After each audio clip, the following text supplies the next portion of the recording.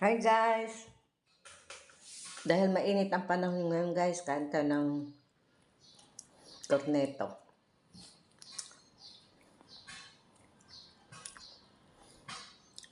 Dessert.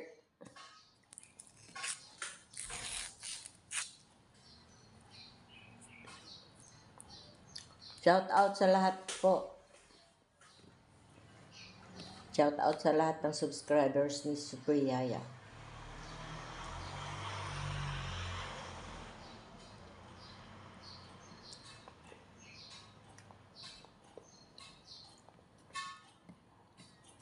Biglang ang init ngayon.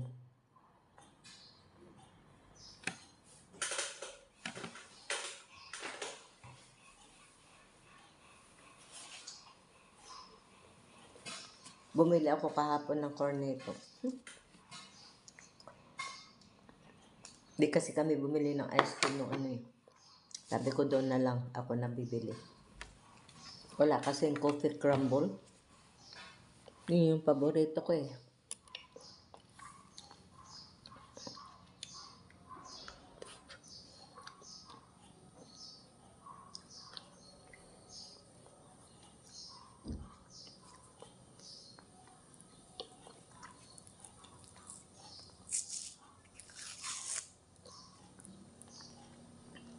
Idaan na lang natin sa kain. Ako lang mag-isa dito. Umalis yung aking alaga. Mamaya pa siya darating. Pagkatapos ko nito, maglilinis ako ng kwarto niya.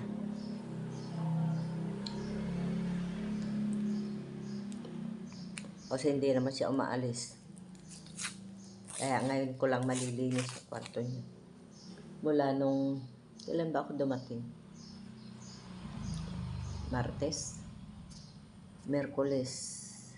Ay, Huwebes, Biyernes, Sabado. Ilang araw na hindi nalilinis yung kanyang kwarto. Puro tanggal-tanggal lang ako ng mga ano niya kalat.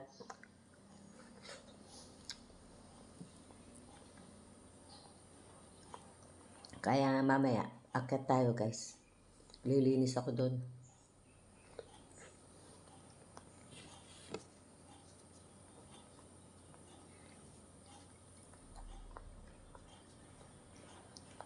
Tahimik na tahimik ako dito, mag-isa lang.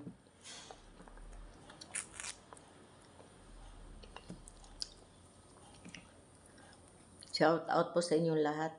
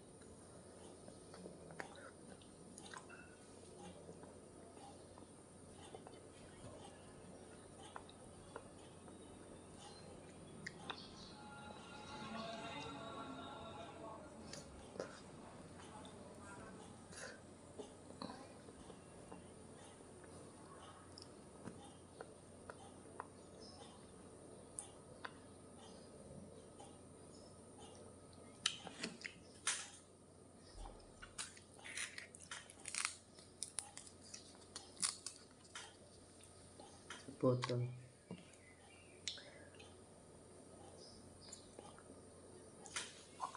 Natutulog sana ako ngayon eh dahil aga ko nagising kanina. Kaya lang maglilinis muna ako ng kwarto.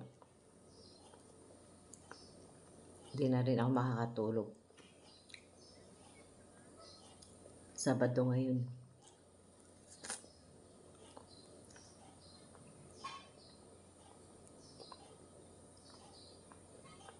Namalengke ako kanina kaya maaga akong gumising.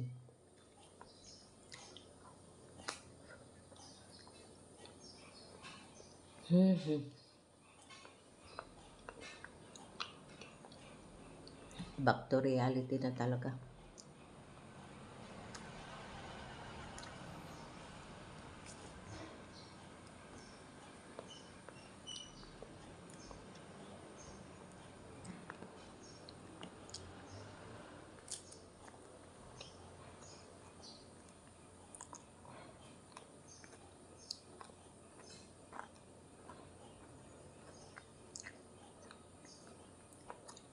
Katapos namin nag-lunch, naligo na yung alaga ko. Hindi ko na videohan yung ulam na niluto niya. Beef with cream of mushroom.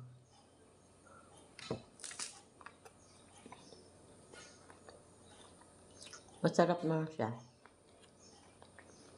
Kakaumay lang.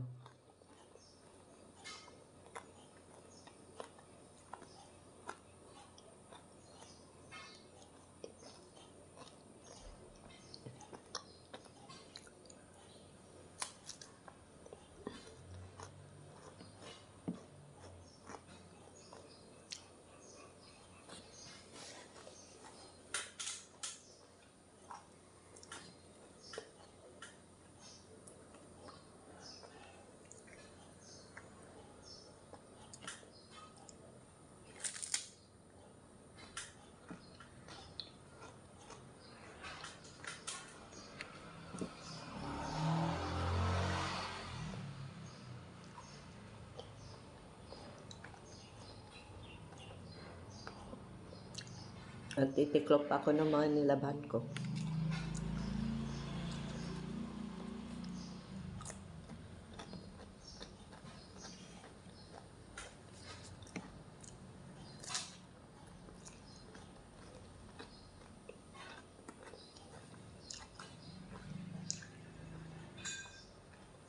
Shout out kila Brenda. Ingat kayo sa pag-uwi. Uwi na kayo ngayon, di ba? Sabado. Hindi ko alam kung anong oras ka nag-live kahapon. Hindi ko napanood. Kita ko lang kaninang umaga, paggising ko. Sabi ko, nag-live pala 6 hours ago.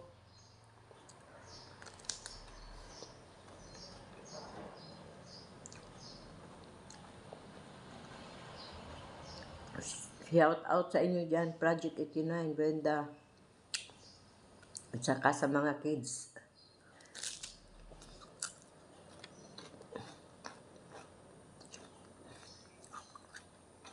Siguradong pagod kayo bukas pagdating nyo. Tapos Lunes may pasok na.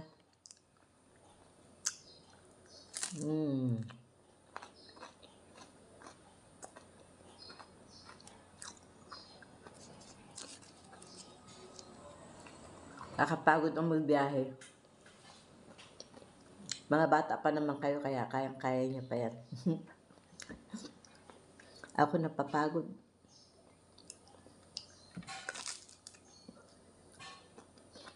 Pero dati, kaya ko ito magbiyahe. Nung nag-17 na ako, naramdam ko na yung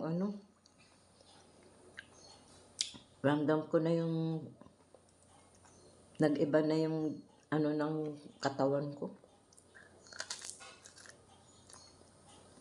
Ramdam ko na matanda na ako.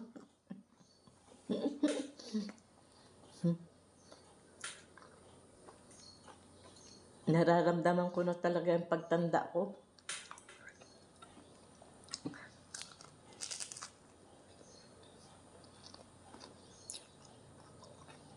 Hirap ng tumatanda, guys. At saka nagiging malilimutin na rin ako. Madali na ako makalimot. Pero hindi pa naman masyado.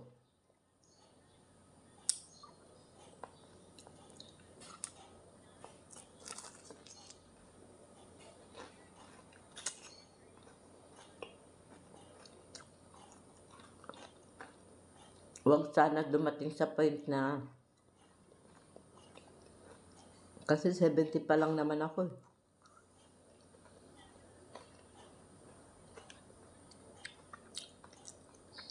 Palang.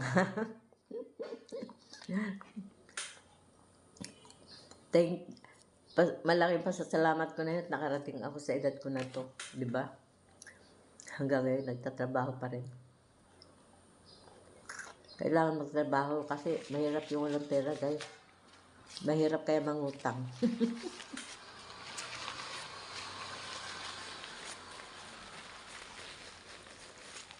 Kaya kailangan kahit tayo.